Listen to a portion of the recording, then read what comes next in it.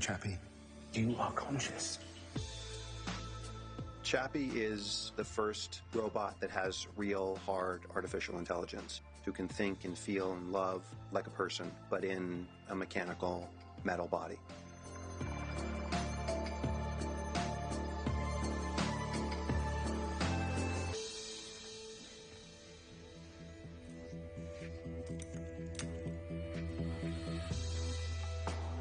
Neil is really interested in artificial intelligence and the way that it's going to define the future. And I think the thing about artificial intelligence is not its artificiality, but its humanity.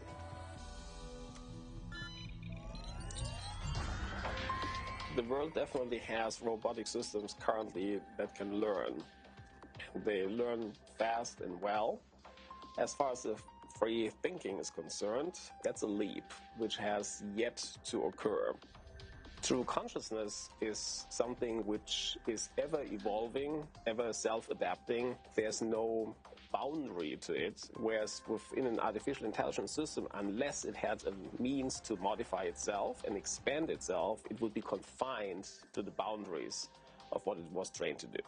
When we create these robots that can perceive feelings, or they can mimic us, or they can make decisions based on rigid rules that we gave them, we don't know enough about ourselves to make the determination on whether or not this machine actually is thinking for itself or whether or not it is consciousness. We're finding out more and more that we're all machines, all of us. Everything that happens in our brains, everything that we think, everything that we feel is a result of our makeup and the things that are going on inside of our heads. So we don't know enough about how those systems go together to actually say that some of these machines that we have aren't conscious. Then it raises this whole issue of, well, when would a sentient being be considered human? Was it because they can paint? Is it because they can judge what types of music they like or whatever? But probably for human beings, where we would accept that is if we felt that the machine had feelings, if it experiences emotions in the same way as us. A sentient machine gives us a lot of opportunities to explore space, to explore our own world, since we don't even know what most of our world looks like down at the bottom. It gives us a lot of opportunities to take humans out of harm's way. It gives us a lot of opportunities to find out a lot about ourselves. It opens up a lot of doors for what we can do, especially if we can create something that's sentient, that is cooperative. A sentient or conscious system, it would make its own decisions. We would not necessarily understand how it came up with the decisions, and it may not have morals, ethics, things which we adhere to by and large as humans. These are things of the future that we're going to have to face, and it seems that very few people are having the conversation. We're just blinded by the technology and the ability of these things. So, great, let's have artificial intelligence, let's have this very efficient, but who's creating it? Who's controlling it? Who's making money from it? I have a robot that is indestructible, that is operated by a thinking, adaptable, humane, moral human being.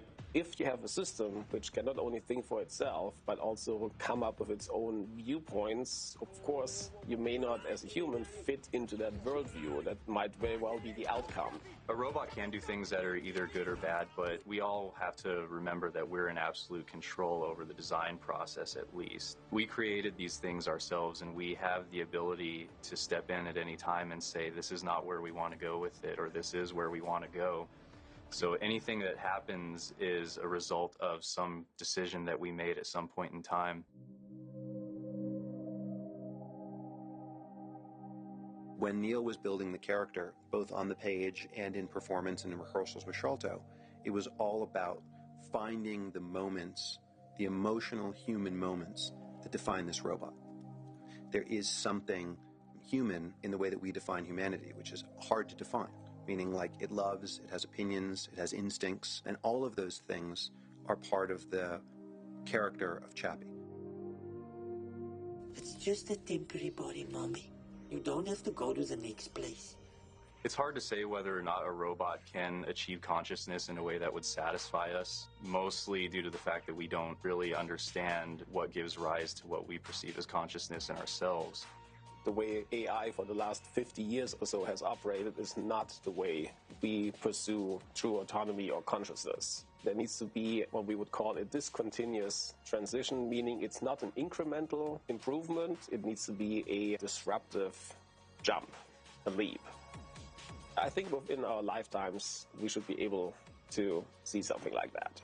So I kind of wouldn't want to necessarily pin it down, but within the next 10 to 30 years, we'll have it.